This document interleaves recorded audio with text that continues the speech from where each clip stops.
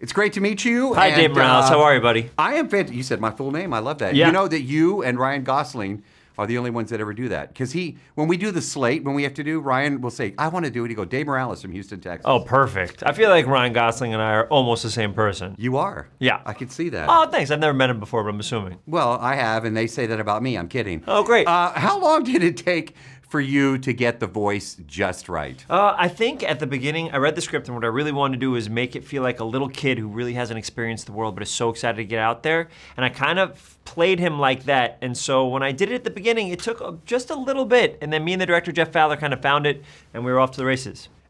Did you get to work with the rest of the cast? I know with some of the voice roles. Great question. They kept me very far away from the rest of the cast. I did the table reads, so I got to meet them there. I went to set once or twice, but most of my work is done after the movie's made. And so it was weird to see everybody, and then like on this press tour is like the second time I've ever met, Jim Carrey, who I've idolized since a kid, yeah. Interesting. Is there a little bit of attitude when you were voicing this that they give you some guidance? Because he's awesome. Sonic is great. Oh, great. But he's got some attitude. Yeah, of course. Did they give you that kind of guidance? Or It was something I read in this Console Wars book, the whole idea of that when Genesis came out and the idea of what Sonic was to the Sega Genesis, it was that character that had that attitude, that had that comedy, that when you watched it, you saw it was different than if you say, do you say Mario or Mario Brothers? What do you say? Mario. Mario. I say Mario Brothers. Everyone makes fun of me. But like Mario Brothers is this, and then Sonic, you could really feel the difference of having attitude and all that stuff. So I tried to play him like that. I also wanted him to be funny. That when you heard it, it wasn't just like a voiceover, like a broad type thing. It was like that he's a funny dude. You know what I mean? Because he's so confident in himself that he kind of has fun with people.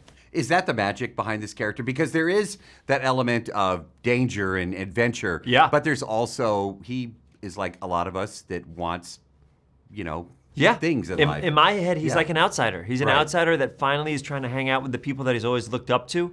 And I think the bromance between him and Tom, which is James Marsden, most attractive man in Hollywood's role, I think that's like the heart of the film, that you kind of watch them and you kind of root for them together. Did you play the game?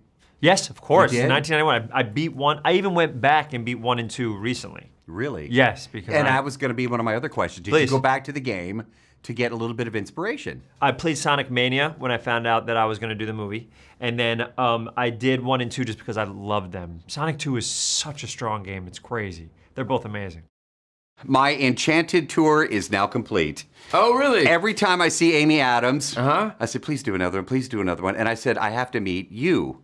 And I've interviewed her several times. So when I realized I was meeting you today, dude, it's my #1 movie of all time. Man, that means more than you know. I appreciate that. Prince It's Edward. probably one of my, that's my top 3 for sure of the movies that I've done if I were to get asked that question. It was the most fun. I don't think any of us knew that it would be what it became. I mean, we'd hoped that it would, but it was a little, it was a risky conceit to like have Disney send itself up like that. And I think it's Amy's performance that just anchors that, and like her like complete unabashed commitment to that character was. And your off the performance charts. as well. Oh, well, I told thank my mom, I said, I'm meeting Prince Edward.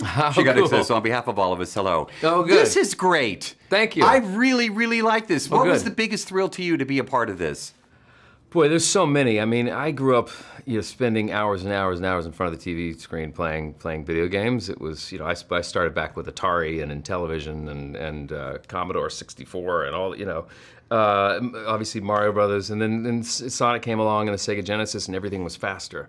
And so to be a part of bringing somebody that's so iconic, this character, to the screen is huge.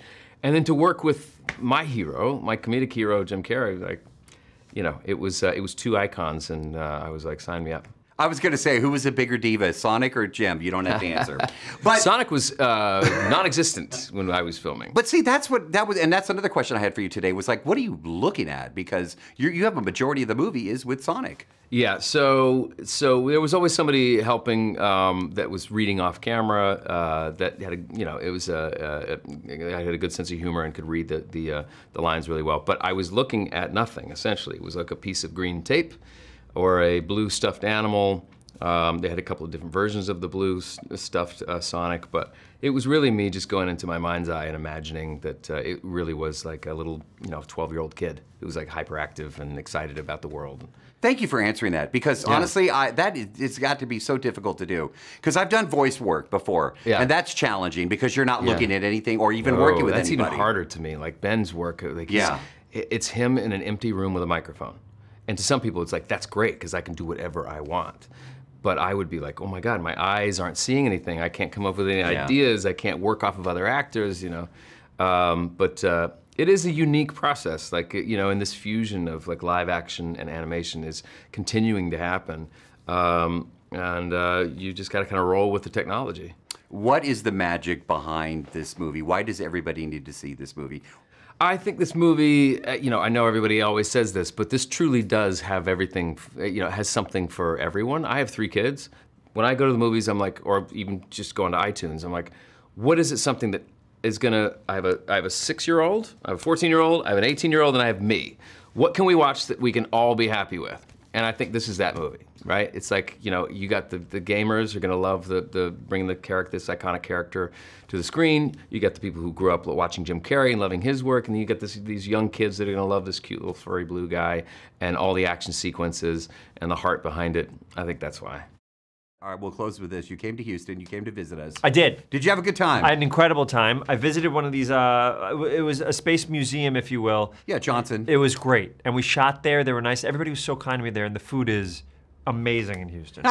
You had Tex-Mex and barbecue. I did. That's our claim to fame. I left like 25 pounds heavier than when I got there. Hey man, that's not a bad thing. I loved it. Do me a favor and come back visit us, and come visit us at the station. Nice to meet you, man. Great to meet you, brother. Take care, Great brother. work, dude. Oh, please, thanks, I freaking man. love this.